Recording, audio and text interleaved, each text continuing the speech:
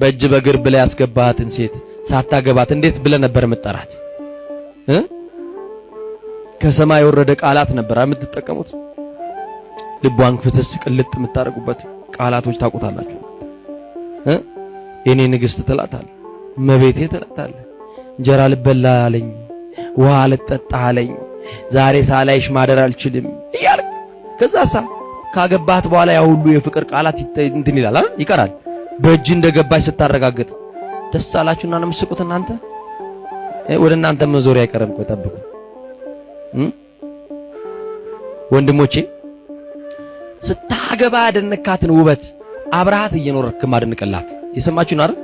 ሴቶች በተፈጥሯቸው መጀመሪያ ላይ በተደነቁበት መደነቅ፣ መጀመሪያ ላይ የተገለጸላቸውን ውበት ቁንጅናቸውን ደግሞ አብረው እየኖሩ ደግሞ ህይወት ሰጣክ፣ ደግሞ ልጅ ወልዳል፣ ደግሞ አይንን በአይን አያሳይታ ልጅ አስታቅፋ አባታ ስብላ አስከብራ አባወራ ሆነ። ያቺን የፍቅር ቃል ትፈልጋለች ካንተ። ሰውየው ነው አሉ ከኔ ጋር ናቸው።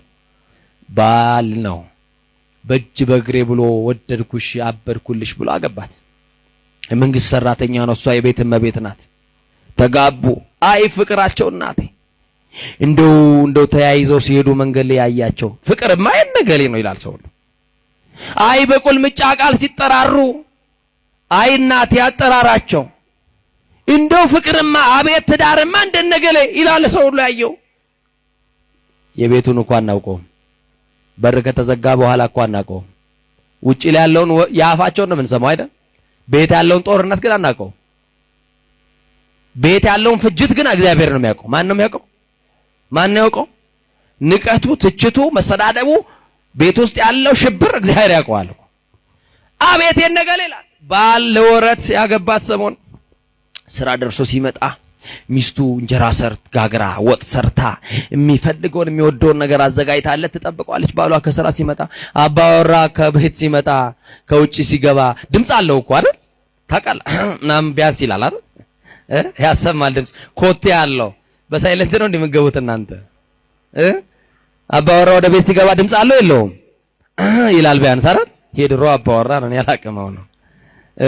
አሁን እኮ እንዳናውቅም የምንኖረው ራሱ የሆነ ነገር ላይ ነው፣ የጋራ መኖሪያ የሚባል ነገር ላይ በጋራ እየኖር ግን አንተዋወቅም። አሁን ከባድ ነው።